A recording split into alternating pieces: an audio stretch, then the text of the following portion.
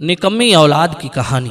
जय श्री कृष्ण मित्रों, स्वागत है आप सभी का गोपेश ज्ञान यूट्यूब चैनल में। आज का वीडियो, आज की कहानी हम सबको ध्यान से सुनना चाहिए। एक विधवा बूढ़ी माँ की दर्द भरी दास्तान मैं आपको सुनाने जा रहा हूँ।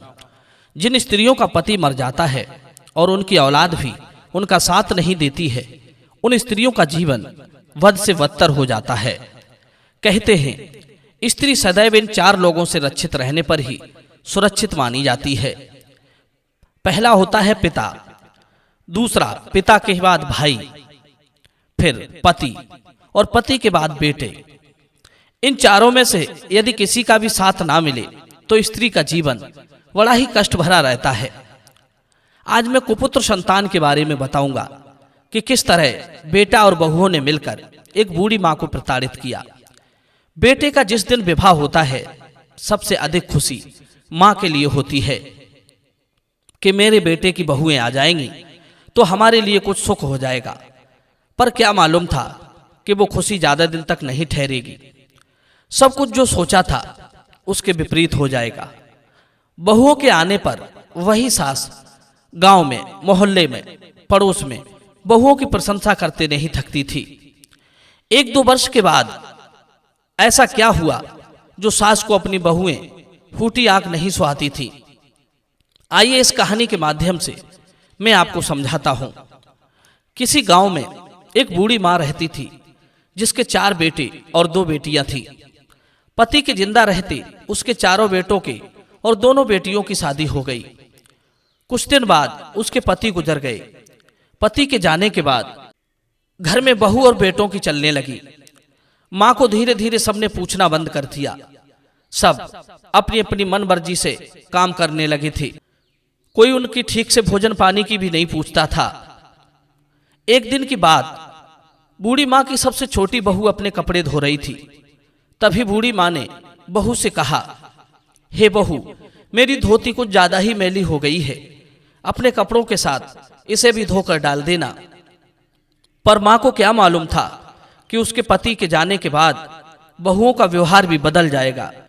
बहू ने सास की धोती को उठाकर उनके ऊपर फेंक दिया और बोली, हे बुढ़िया, मैं तेरी नौकरानी नहीं हूं जो पूरे घर के कपड़े धोती फिरूंगी।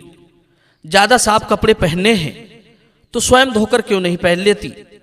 मित्रों, बहू की यह बात बूढ़ी मां के हृदय को छेद कर गई। कहते हैं रूखी वाणी में बोला गया शब्द शस्त्र से भी ज्यादा चोट पहुंचाता है। जिसकी वाणी रूखी और स्वभाव कठोर होता है, वो दूसरों के मर्म स्थान पर ही आघात करता है। वो अपने वाक्य बाणों से मनुष्यों को पीड़ा पहुंचाता है। ऐसा व्यक्ति हर क्षण अपने सिर पर मौत को बांधे ढोता रहता है। बहू की बात का जवाब देते हुए मां ने भी 2 शब्द कह दिए। इतने में बहू ने अपने पैर से चप्पल उतारकर सास के ऊपर फेंक दी। बहू भी जानती थी कि इस बुढ़िया की इस घर में कोई कहने वाला नहीं है। सासू मां अपना सिर नीचे झुका लेती है।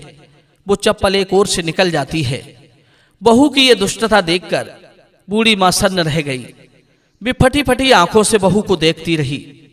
जीवन में आज पहली बार इस प्रकार की घटना हुई थी। बूढ़ी मां काफी देर तक चुपचाप खड़ी रही। उसके बाद वे अपने कमरे में चली जाती हैं और सिर पकड़कर बैठ जाती हैं। आंखों में आंसू भर आते हैं। उन्होंने कभी ये कल्पना नहीं की थी कि जिन बहुओं के हाथ उनके पैरों को छूने के लिए उठते थे, वे हाथ आज उन्हें चप्पल मारने के लिए उठ जाएंगे। अभी तो उसके पति की मृत्यु को 3 महीने भी नहीं हुए थे कि इतने में बहू का नीच व्यवहार सामने आ गया। बूढ़ी मां अपने पति को याद करके रोने लगी। आंखों से आंसू नहीं रुक रहे थे। मित्रों, पूरी रात उनके मन में विचारों के तूफान उठते रहे। उन्हें इतना दुख हो रहा था, इतनी पीड़ा हो रही थी। यदि वो दुख किसी पहाड़ को होता तो पहाड़ भी टूटकर बिखर जाता। सोचने लगी, यही दिन देखना बाकी रह गया था। बहू और बेटे के हाथों मार खाना लिखा था। दुख तो मुझे इस बात का है कि जिस बेटे को मैंने 9 माह कोख में रखकर पाला, उसे भी मेरा तरस नहीं आया। वो भी वहीं पास में खड़ा खड़ा बहू की दुष्टता को देखता रहा। उसने बहू की इस नीच हरकत पर एक भी शब्द अपने मुंह से नहीं निकाला। अरे बहू तो दूसरी माँ की है, पर ये तो मेरा ही बेटा था। एक शब्द भी उसने बहू के लिए नहीं बोला। हजार तरह के विचार उनके दिमाग में आ रहे थे। मित्रों, वो अपने जीवन काल की सारी घटनाओं को याद करने लगी, सोचने लगी। जब मैं इस घर में ब्याह कर आई थी तो ये घर कच्चा था। मैंने और मेरे पति ने मेहनत करके इसे पक्का बनाया, बहू बेटों के लिए सारे सुख के साधन बना दिए। आज उसी घर में मेरी कोई इज्जत नहीं रही, कोई कहने सुनने वाला भी नहीं है। भगवान ऐसी कपूत संतान किसी को ना दे। मेरी सास इतनी तेज थी कि पूरे दिन मुझे दौड़ाती रहती थी। एक काम खत्म नहीं हो पाता था तो दूसरा काम बता देती थी। मैंने तो सिर्फ एक धोती धोने को क्या कह दिया, वो तो सीधे चप्पल पर उतर आई।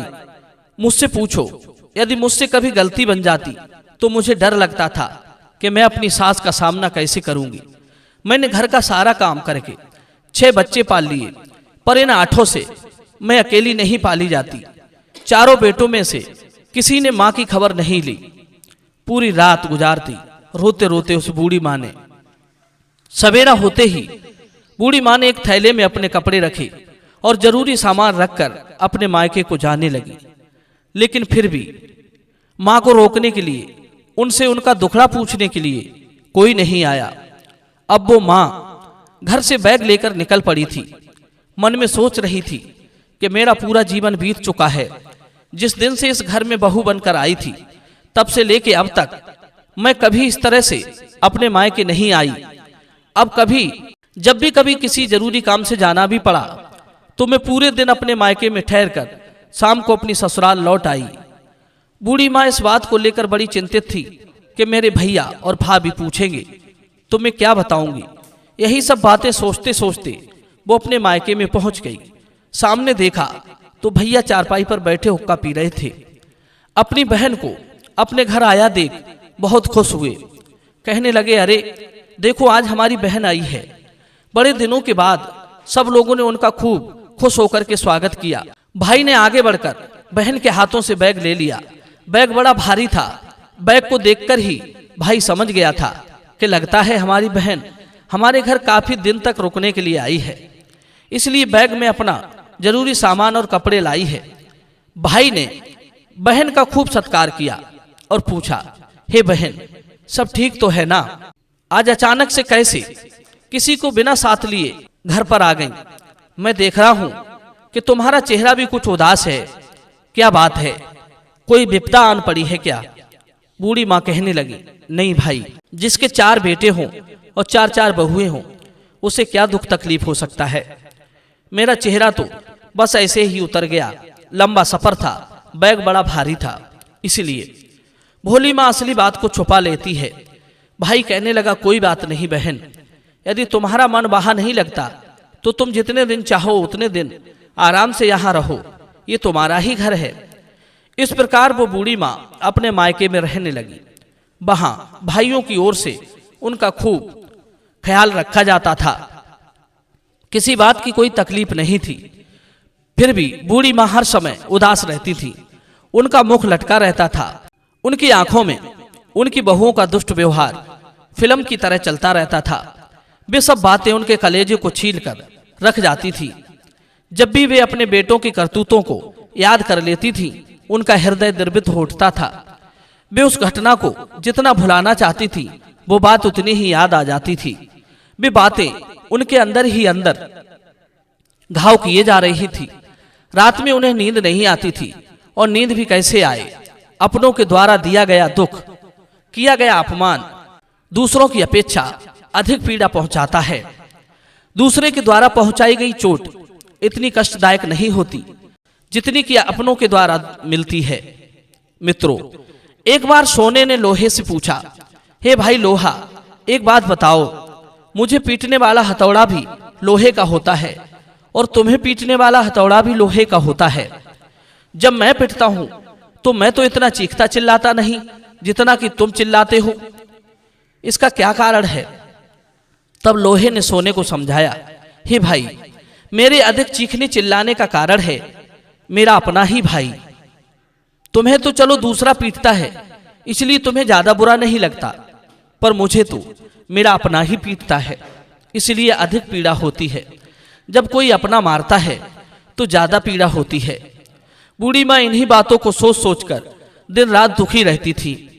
एक दिन उसने सोचा कि इतने दिन हो गए मुझे यहाँ आए हुए, मैंने तो सोचा था कि मैं नाराज होकर चली जाऊंगी तो पीछे से कोई मेरा बेटा मुझे मनाने के लिए जरूर आएगा और अपनी गलती की क्षमा मांगकर मुझे यहाँ से बुलाकर ले जाएगा, पर कोई भी मुझे मनाना तो दूर, मुझे देखने तक नहीं आया।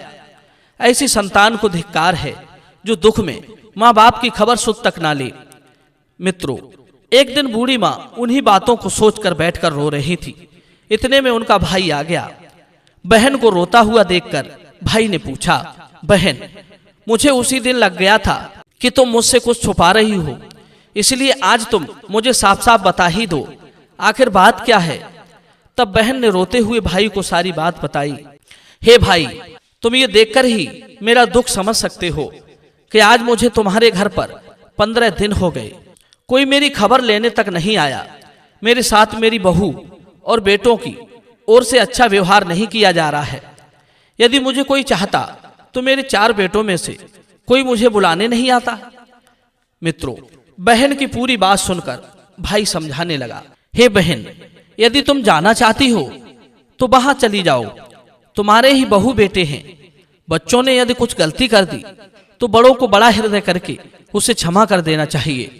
हो सकता है गुस्से में तुम्हारे बेटा तुम्हें बुलाने ना आए हों। भाई के समझाने पर बहन ने कहा, भाई, यदि तुम कहते हो तो मैं स्वयं ही चली जाऊंगी, लेकिन आज नहीं, आज मैं अपने तहेरे भाइयों के पास जाऊंगी, उनसे मिलकर मैं कल जाऊंगी। इतना कहकर बूढ़ी माँ अपने तहेरे भाई के पास पहुंची। तहेरा भाई एक पहलवान था और पहलवानों को ही अपने यहाँ सिखाया करता था। जब बूढ़ी माँ अपने पहलवान भाई के पास पहुंची तो भाई बड़ा प्रसन्न हुआ। कहने लगा, बहन, मैंने सुना था कि तुम आ गई हो, मैं कुछ अधिक काम के चलते तुमसे मिलने नहीं आ सका। मित्रों, बूढ़ी माँ का तहेरा भाई बूढ़ी माँ के चेहरे को गौर से देखने लगा। उसे ऐसा लगा जैसे बहन किसी बात को लेकर बड़ी दुखी हो। पूछने लगा, हे बहन, तुम्हारे चेहरे का रंग उड़ गया है, क्या जीजा जी के जाने के गम से अभी तक उभरी नहीं हो? क्या बात है? तहेरे भाई के इस प्रकार पूछने पर बहन की आंखों में आंसू भर आए। बिलक बिलक कर रो पड़ी, सारी घटना बता दी। हे भाई, मेरी बहुएं मुझ पर अत्याचार करती हैं, मेरे बेटा भी कुछ नहीं कहते, वे भी बहुओं की हाँ में हाँ करते रहते हैं। 4-4 दिन भूखे प्यासे हो जाते हैं, कोई मुझे भोजन की नहीं पूछता। बहुएं चप्पल फेंक कर मारती हैं, मेरे बेटे खड़े होकर तमाशा देखते हैं। ऐसे जीवन को धिक्कार है। कभी कभी जी में आता है कि ऐसी जिंदगी से तो मर जाना ही अच्छा है। मित्रों, बहन का दुखड़ा सुनकर पहलवान भाई का खून खौल उठा। उसने तुरंत अपने पहलवानों को तैयार किया और पहलवानों को लेकर अपनी बहन के घर पहुंच गया। उधर चारों बेटों ने देखा, बहुओं ने देखा तो उन पहलवानों को देखकर कांपने लगी। पहलवान ने कहा, देखो भाई, यदि अपनी भलाई चाहते हो तो मेरी बहन का घर खाली करके 1 घंटे के अंदर यहां से चले जाओ। ये घर मेरे बहनोई और बहन ने बनाया है, तुम्हारा इस घर में कोई योगदान नहीं है। यदि तुम 1 घंटे के अंदर घर खाली करके नहीं गए तो मेरे पहलवान तो तुम्हारे शरीर का कोना कोना सुझा देंगे। मित्रों, पहलवानों को देखकर वे चारों बेटे अपनी अपनी बहुओं को साथ लेकर घर छोड़कर चले गए। वो बूढ़ी माँ उस घर में रहने लगी। माँ की सेवा करने के लिए उसकी दोनों बेटियां बारी बारी से आती रहती थीं। माँ का समय सुख चैन पूर्वक गुजरने लगा। उधर वे चारों एक शहर में रहने लगे। जब तक उनके पास धन रहा तब तक तो वे मौज से रहते रहे।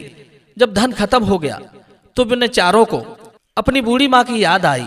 वे चारों अपनी पत्नियों के साथ अपने घर लौट आए और माँ के पैरों में पड़कर अपने किए की क्षमा मांगने लगे। वे चारों अब सुधर चुके थे। किसी ने सच कहा है, जब तक पैर में ठोकर नहीं लगती तब तक लोग पैर उठा उठा कर नहीं चलते पड़ता है, तभी पेश जाती है।